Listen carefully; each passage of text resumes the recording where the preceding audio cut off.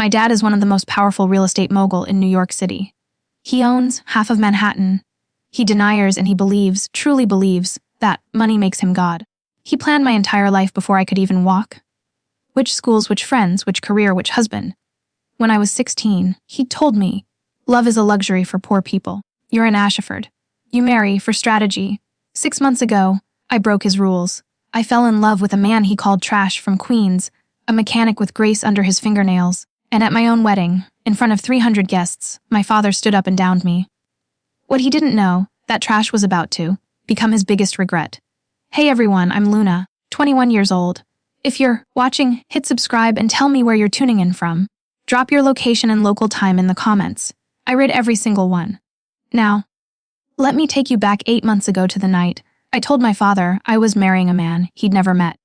The Ashford penthouse on the Upper East Side had floor-to-ceiling windows that looked down on Central Park, like it owned it, which in a way my father believed he did. That Thursday evening, we sat around the 12-seat walnut dining table imported from Italy. My mother reminded guests at every dinner party.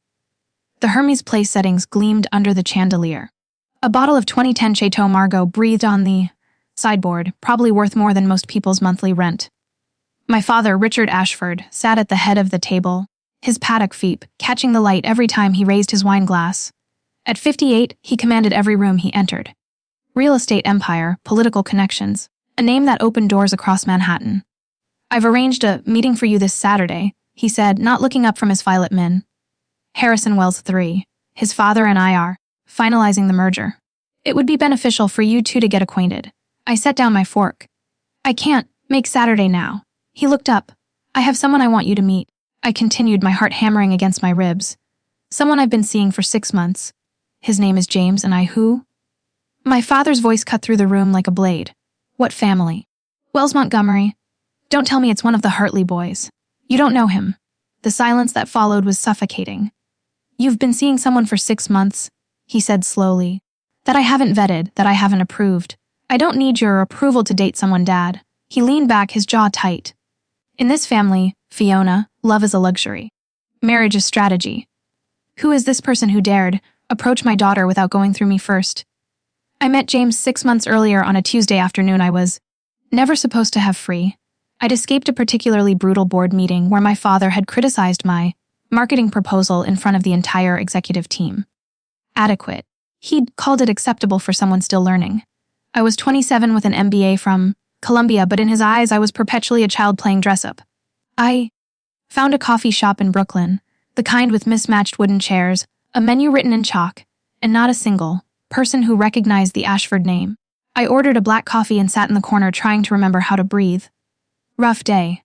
I looked up. He was tall, maybe 6'2", with kind brown eyes and calloused hands. He wore a faded flannel shirt with oil stains on the sleeves. His smile was warm, unpolished, real. That obvious? I asked. You've been stirring that coffee for 10 minutes. Without drinking it. He sat across from me uninvited, and somehow I didn't mind. We talked for 3 hours. He told me he was a mechanic, owned a small auto repair shop in Queens. He asked about my day, my interests, my dreams. Not once did he ask about my family or what my father did. I don't care what your last name is, he said later, walking me to the subway. I just want to know what makes you laugh. No one had ever said that to me before. He always paid in cash.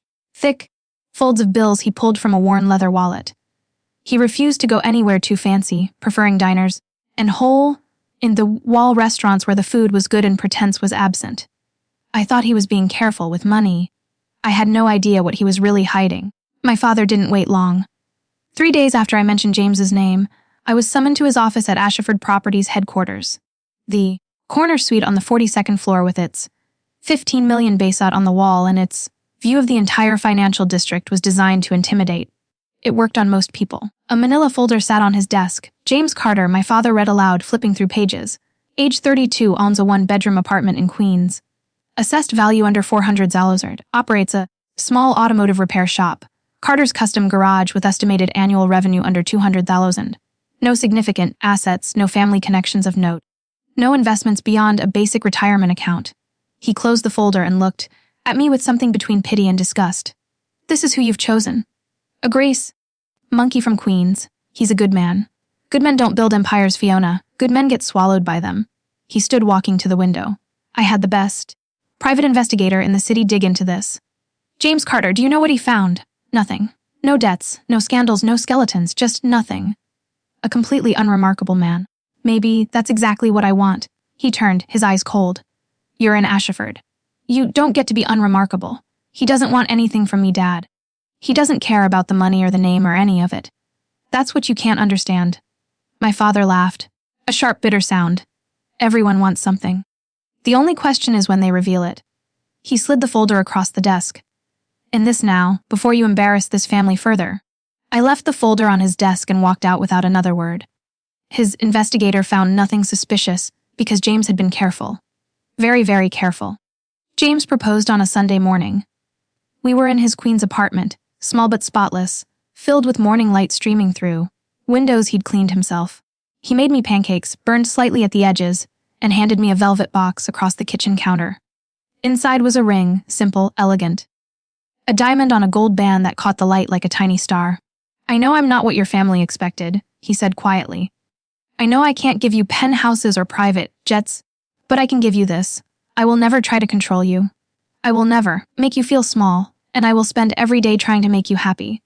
I said yes before he finished speaking. That night, I called my mother. 2 months, I told her.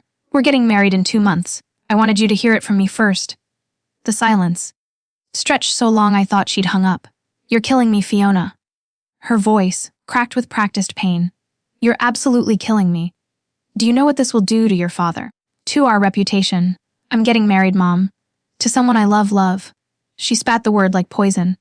You think love pays for your lifestyle. Love maintains your social standing. My brother Derek texted me an hour later. Heard you're marrying some broke mechanic. Bold move, sis. Can't wait to see you slumming it in Queens. I didn't respond. My father's call came last. His voice was ice. You want a wedding? Fine, I'll give you a wedding. A pause. One you'll remember for the rest of your life. I should have heard the threat in his words, but I was too happy to notice the knife being sharpened behind them. The first strike came at Kleinfeld Bridal. I'd scheduled an appointment to try on wedding dresses. Nothing extravagant by Ashford standards, just a classic Vera Wang I'd had my eye on. The consultant, a woman who'd served my mother for years, greeted me with a tight smile. I'm so sorry, Miss Ashford, but there seems to be an issue with your account. My credit card declined. Then the backup, then the emergency card my mother had given me for special occasions. I called the bank from the fitting room floor, surrounded by tulle and silk. I suddenly couldn't afford. I apologize, Miss Ashford, but your accounts have been deactivated. The primary account holder removed your authorized user status yesterday. The primary account holder, my father. I sat there in my slip, staring at my phone as the reality settled over me like a shroud. He hadn't just threatened. He'd started a financial siege. James found me an hour later, still sitting in the fitting room. I texted him through tears I refused to let fall in public. Let me help, he said, reaching for his wallet. No, pride made the words sharper than I intended. I can't. I need to figure this out myself. But he pulled out a stack of cash anyway. The 100 bills, at least $12 in, held together with a simple rubber band. More money than any mechanic should casually carry. I want to, he said simply. Let me. I looked at that stack of bills, too thick too. Casual, and something flickered in the back of my mind, but I was too overwhelmed to examine it closely. For the first time in 28 years, I stood in a store I couldn't afford. And I realized something terrifying. Without my father's money, I didn't know who I was. But I was about to find out. The social fallout was swift and surgical. Within a week, my phone went quiet. Friends I'd known since prep school suddenly had scheduling conflicts. Lunch dates were canceled. Group chats went silent. Then came the texts. Always apologetic. Always cowardly. So sorry, babe, but Mom says we shouldn't be seen together right now. You know how business works. So hey, Fee, this is awkward. But my dad does a lot of deals with Ashford properties, and you understand, right? Nothing personal, but I can't risk my family's relationship with yours. Good luck, though. 28 years of friendships, and every single one of them came with a price tag I was no longer worth. At Ashford Properties, where I'd worked in marketing for 3 years, colleagues avoided eye contact. The whispers followed me through every hallway. The corner office I'd earned was suddenly needed for restructuring. HR's email arrived on a Friday afternoon. Your position is being evaluated. Please refrain from client F-facing activities until further notice. They didn't fire me. They just made sure I knew I was worthless. Through all of it, one person kept reaching out. A lawyer named Margaret Chen. No, wait. Margaret Smith. She'd been my grandmother's attorney before Grandma, passed 2 years ago.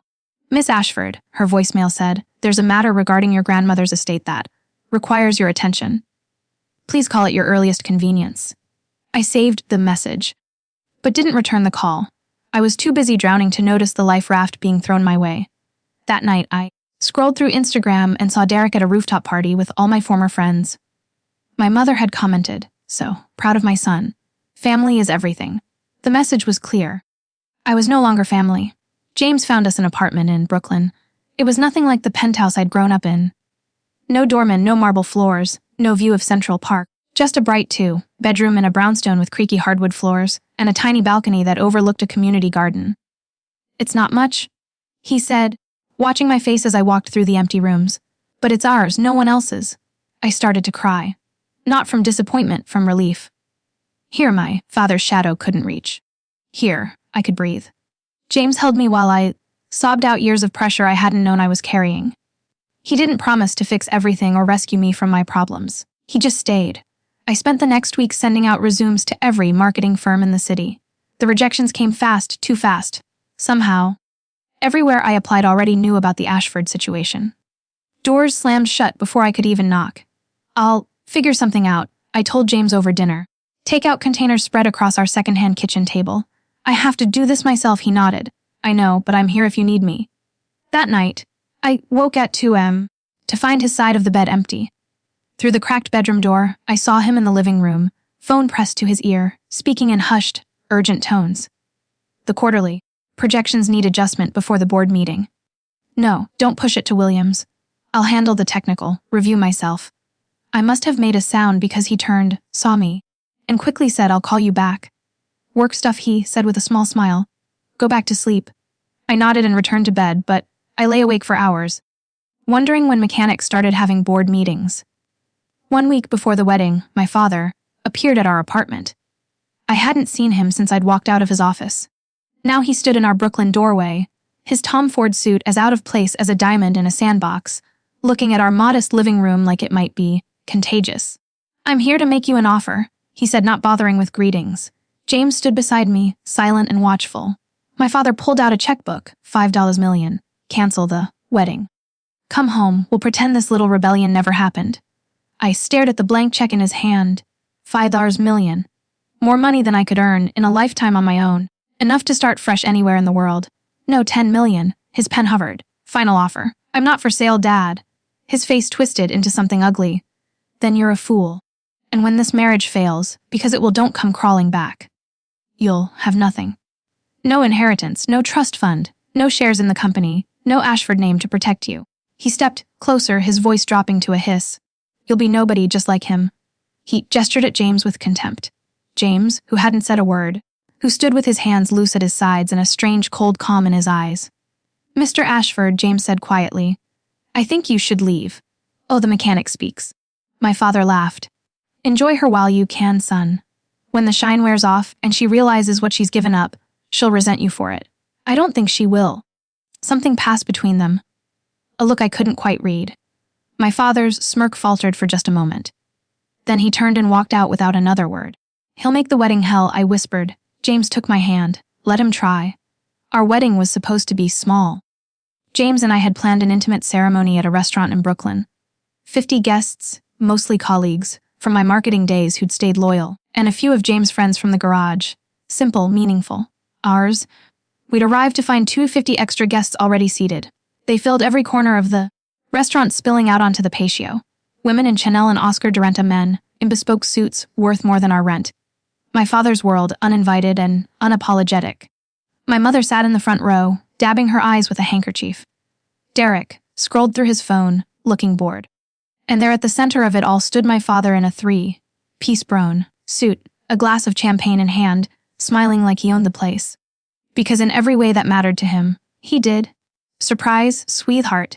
He kissed my cheek before I could pull away. You didn't think I'd miss my only daughter's wedding, did you? What is this? I demanded. What did you do? I promised you a wedding you'd remember. His smile didn't reach his eyes. Consider this my gift. I looked around at the sea of faces, Manhattan's elite, my father's business partners, society columnists, with their phones ready, and realized what he'd done. He'd turned our intimate celebration into a spectacle, a stage, and he was about to be the star. James squeezed my hand. We can leave right now. Say the word. I looked at the guests at my father's triumphant smile at the altar we'd chosen together. No. I straightened my shoulders. We're getting married today. Whatever he's planning, we'll face it together. I had no idea how bad it was about to get. My father waited until the ceremony was complete. We'd exchange vows. James's words, simple and sincere, mine thick with emotion. The officiant pronounced us married. For one perfect moment, surrounded by the chaos my father had created, I was happy. Then came the clinking of glass. Richard Ashford rose from his seat, Dom Perignon in hand, and the room fell silent. 300 guests turned to watch him like spectators at an execution. A toast, he announced, his voice carrying across the restaurant. To my daughter and her husband. The pause, before husband dripped with contempt. I built everything I have from nothing, he continued, pacing slowly toward the center of the room. Every dollar, every deal, every opportunity earned through blood and sacrifice. And I dreamed that one day my daughter would marry someone worthy of that legacy. He stopped in front of our table, looking down at James like he was examining something unpleasant on his shoe. Instead, she chose this, a grease monkey from Queens, a parasite with nothing to offer but calloused hands and empty pockets. Gasps rippled through the crowd. Someone laughed nervously. I saw phones rising, recording. So, I'm here to make an announcement. My father's voice hardened into steel. From this moment forward, Fiona Ashford is no longer my daughter. She is hereby removed from my will, cut off from her trust fund, and stripped of any claim to Ashford properties. He turned to face the crowd, arms spread wide. Let this be a lesson. When you choose poverty over family, you get exactly what you deserve. He drained his champagne, set the glass on our table, and smiled. Congratulations, sweetheart. You're finally getting everything you asked for. The silence that followed was deafening. James didn't flinch. He rose, slowly from his chair, straightening his tie, a simple navy blue, nothing designer, and faced my father with an expression I'd never seen before, calm, controlled, almost amused. Thank you for coming, Mr. Ashford, he said, his voice steady and clear. And thank you for your blessing. My father snorted, blessing. I just told you you're getting nothing. I heard you. James stepped forward until they were face to face. And I want you to know we don't need it. You don't need it. Richard laughed harsh and mocking. You own a garage worth less than my watch. You live in a shoebox apartment. What exactly do you have to offer my daughter?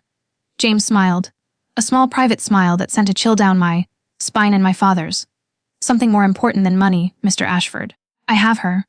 Somewhere in the crowd, an older man stood up, silver-haired, distinguished, wearing a suit that even I could tell was quietly expensive. He watched the exchange with sharp eyes and the hint of a smile. I'd seen him earlier among James's guests, but hadn't thought to ask who he was. My father glanced at the man, then back at James, and for just a moment, something flickered across his face. Uncertainty, maybe the sense that he was missing something. Enjoy your poverty, my father spat. When she's tired of struggling, when she realizes what she's thrown away, and she will. Don't say I didn't warn you. Real wealth isn't measured in bank accounts, Mr. Ashford. James's voice dropped. Meant only for us, but you'll understand that soon enough. My father laughed again, but it sounded hollow. He had no idea how prophetic those words would prove to be. My father had just finished his performance. Now, it was my turn. I took James's hand and turned to face 300 people who expected me to crumble. The socialites in their designer gowns. The businessmen calculating my fall. The society? Reporters already crafting their headlines. They were all waiting for tears, for begging, for surrender. They didn't know me at all. My father believes money is everything, I said, my voice carrying across the sudden silence. He believes love is a transaction, family is a business arrangement, and people are either useful or worthless. I looked at my mother, who couldn't meet my eyes, at Derek, still scrolling his phone, at the crowd of strangers who'd come to watch my humiliation like it was entertainment. I used to believe it, too. I spent 28 years trying to be valuable in his eyes. The right school, the right degree, the right clothes, the right smile. And you know what? I got adequate, acceptable. Never good enough. My father's jaw tightened, but he said nothing. Today, I chose something different. I chose to be loved for who I am, not what I'm worth. I squeezed James's hand. And if that cost me everything I was supposed to inherit, then it wasn't mine to begin with. I turned to the remaining guests, some looking uncomfortable, others moved. If anyone here came to watch a tragedy, I'm sorry to disappoint you. This is a celebration. If you want to leave, the door is right there. But if you want to stay and actually celebrate with us, I smiled. Welcome to our wedding. About 30 people gathered their things and left, but nearly 270 stayed, including some of my father's own guests. He hadn't expected that. My father stormed out with my mother and Derek trailing behind. The door hadn't even closed before the atmosphere shifted. Like a storm passing, the air in the room suddenly felt lighter. Someone started clapping. A genuine warm applause that spread through the crowd. The DJ, who'd been frozen in shock, finally started the music. And just like that, our wedding became ours again. The cake came from a local bakery in Brooklyn. 3 tiers of vanilla buttercream that tasted better than any 5,000 designer creation I'd had at society weddings. James and I cut it together, laughing when the frosting smeared his nose. "Any regrets?" he asked as we swayed together on the dance floor, my head resting on his chest. Not a single one. Even after all that. I pulled back to look at him. This man who'd stood beside me while my father tried to tear us apart, who'd never raised his voice or lost his composure, especially after all that. I touched his face. You didn't even flinch. Something passed behind his eyes. A shadow. A secret. I've faced worse than your father. What does that mean? He kissed my forehead instead of answering. Someday I'll tell you everything. I promise. The night ended with dancing and laughter, and a feeling of lightness I hadn't experienced in years. Our guests, the real ones, the ones who stayed, surrounded us with genuine joy.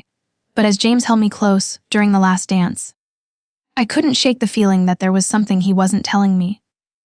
The mysterious older man from earlier had congratulated James with a knowing handshake before leaving. James' late-night phone calls about board meetings. Whoever my husband really was, I had a feeling I was only seeing the surface. The real story was yet to come.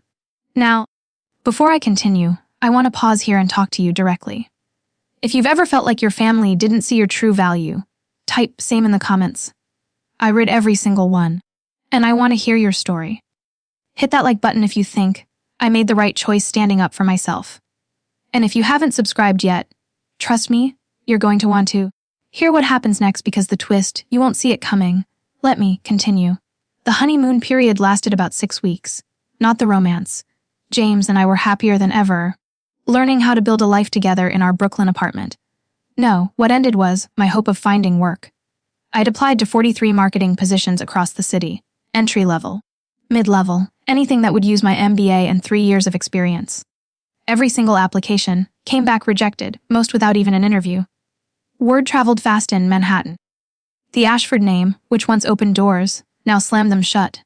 Nobody wanted to risk offending Richard Ashford by hiring his disowned daughter. Maybe I should look outside the city, I said one night, staring at my laptop screen.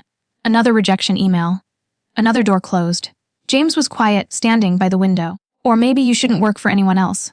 I can't exactly start my own company right now. I have maybe 3,000 to my name. Sometimes that's enough. I laughed bitterly. In what world? He didn't answer. Just watched me with those calm brown eyes that I was beginning to realize hid more than he showed. Our savings dwindled. I insisted on paying half the bills. Some stubborn part of me needed to prove I wasn't just a kept woman. James never complained, never pushed, never offered to simply take care of everything. He respected my pride even when it made things harder. But at 30 those and when I couldn't sleep, the doubt crept in. What if my father was right? What if I couldn't survive without the Ashford name? What if I'd given up everything for a man I was only beginning to know? James found me on the balcony one night, wrapped in a blanket, crying silently at the city lights. "Tell me what you need," he whispered. "I don't know any more." 3 months after the wedding, my phone lit up with my mother's name. I almost didn't answer, but some desperate part of me still hoped. Darling, her voice was honey smooth, the way it got when she wanted something. "How are you? We've been so worried. Have you?" "Of course. You're still my daughter, no matter what your father says." A strategic pause. You know, he hasn't formally changed the will yet. "There's still time if you wanted to reconsider. Reconsider my marriage. Reconsider your choices. You've made your point, Fiona. We all understand you wanted independence. But surely by now you've realized that man can't give you the life you deserve." I thought about James making me coffee every morning, remembering exactly how I liked it, about the way he held me when the rejection emails piled up, about his steady faith in me when I had none in myself. I think he already has. She sighed. You're killing me, Fiona. Every day you stay with him is another day you're throwing away your future. The next attack came from Derek's Instagram, a photo from some rooftop party. My former friends, champagne, the Manhattan skyline. Caption: some people choose love over luxury. Hope they're enjoying their freedom from poverty is romantic.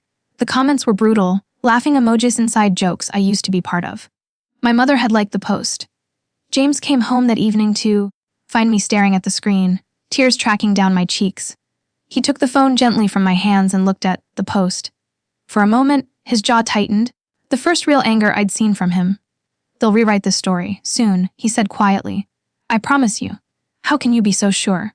He kissed my forehead instead of answering. 4 months after my wedding, the letter arrived. Heavy cream paper, Ashford, properties letterhead, the law firm's seal embossed in gold.